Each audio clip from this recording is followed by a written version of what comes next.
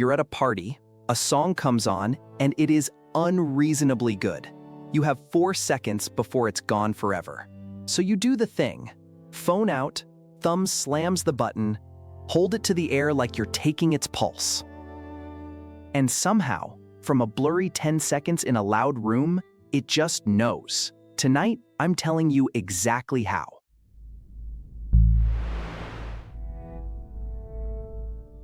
Let's be honest about how insane the ask is. Your phone heard a smeared, echoey snippet through a cheap mic. Underneath, people yelling, a bass line rattling your ribs, someone's terrible laugh 2 feet away. And from that mess, it has to find one exact recording, hiding in a library of tens of millions of songs. That's not find a needle in a haystack. That's find one specific needle in every haystack on Earth. Do it by comparing raw audio and you'd melt the phone. The waveform has hundreds of thousands of numbers a second. Matching that against 40 million tracks in a noisy room in real time? Forget it. Your battery quits first. So Shazam does something that sounds completely backwards. To find the song, it starts by deleting almost all of it.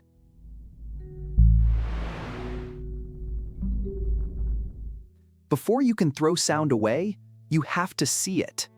And raw audio is basically a scribble on a heart monitor. So step 1, turn the sound into a picture. That picture is called a spectrogram, and it changes everything. Here's the move. Chop the clip into tiny overlapping slices, each a few hundredths of a second long.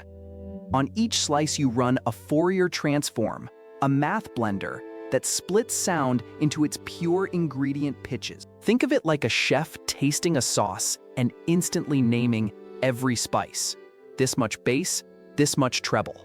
Stack all those slices side by side and you get a map. Time runs left to right, pitch runs bottom to top. Bright spots are loud pitches.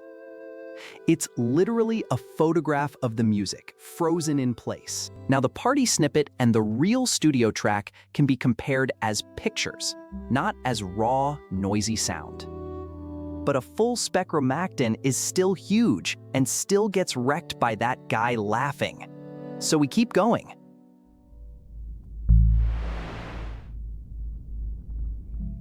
Here's the genius part. And it's so counterintuitive, it feels illegal. Shazam looks at that photo and deletes most of it. It scans the spectromagnon and keeps only the peaks, the single, loudest, brightest points in each little neighborhood. Everything else, the quiet stuff, the mush, the background haze, gone. 99% of the picture thrown out. What's left looks like a night sky, a scatter of bright dots on black. They literally call it a constellation map. And this is the whole trick. Why keep only the loud peaks? Because loud peaks are the survivors. Crank the bass, add a crowd, squash it through a phone speaker. The loudest points of the real song stay loudest. The junk piles on top but rarely beats the actual peaks. So the constellation of the real track shines through the mess. You just turned a fragile, heavy recording into a tiny, tough handful of stars that noise can barely touch. It's the difference between describing a friend by every cell in their body versus tall, red hair, cackles like a witch. The second one is smaller and somehow more useful in a crowd. That's a fingerprint. That's what we just built.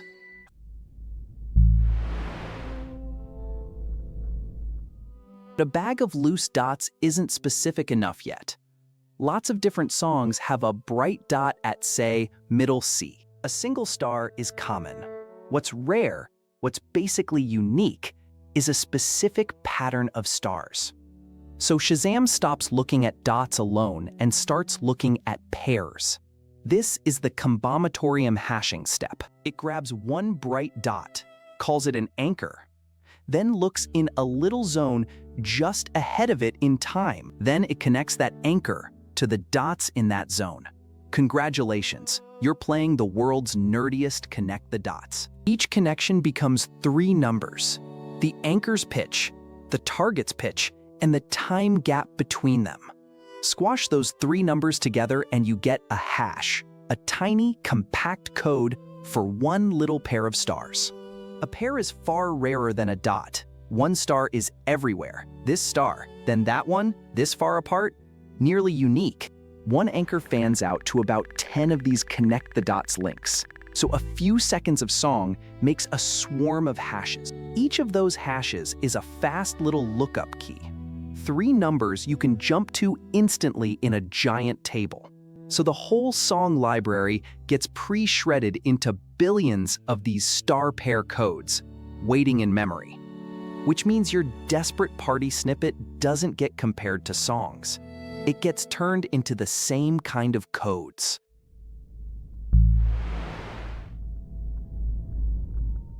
So now your 10 seconds is a little cloud of star pair hashes. What happens when they hit the database? Each of your hashes flies into that giant table and yells, "Anyone else have this exact star pair?" You get hits, messy ones. Your snippet's codes collide with dozens of unrelated songs by pure chance. A random pair here matches a jazz track, one there matches a nursery rhyme. Coincidences everywhere. Looks like noise.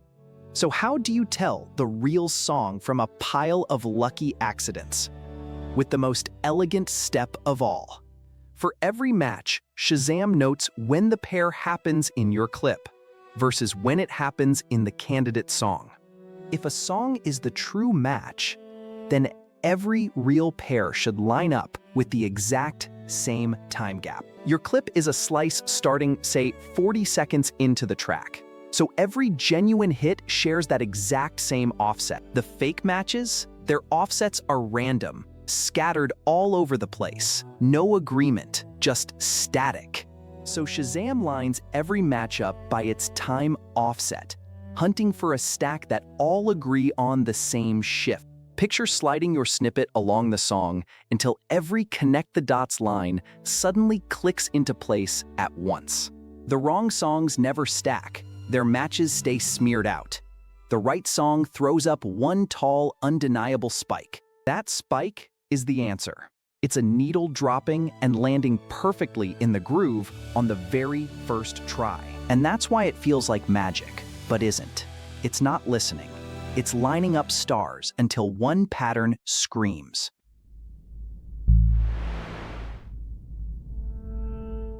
Now, back to that awful party.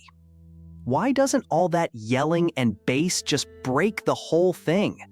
Remember, we only kept the loudest peaks. The crowd adds new stars, but it rarely erases the song's brightest ones. You might lose some pairs to the chaos, but you don't need all of them. Just enough to stack on one offset. Even if noise kills half your hashes, the survivors still pile onto the true time gap. The spike still wins. It's why you can Shazam from a moving Uber, a busy cafe, or a party where you can barely hear yourself think. And here's the wild bonus. Because it's just matching sparse stars, it can pick out two songs playing at once. Overlap two tracks, and both constellations are still up there, so it can name each one separately. It's a little scary. Add it up, and the numbers are absurd. Tens of millions of songs, searched in a handful of milliseconds. Faster than you can yank the phone from your ear and go, wait? How? One paper in 2003 cracked it. Avery Wang's team figured out that the secret to hearing everything was to throw almost all of it away. Keep the loud stars, connect them into pairs, and let the real song be the only pattern that lines up. So next time your phone names a song in a screaming room, you know the truth. It never really heard the music. It saw a tiny constellation, played a lightning game of connect the dots, and found the one sky that matched.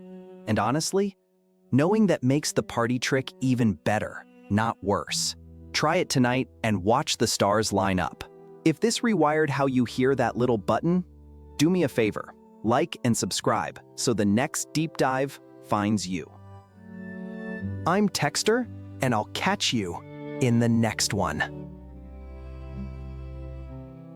Real quick, from the heart, This video is AI generated, but a real human team guides and quality checks every second of it. If something felt off or we got something wrong, tell us in the comments. We read everyone, and we get better.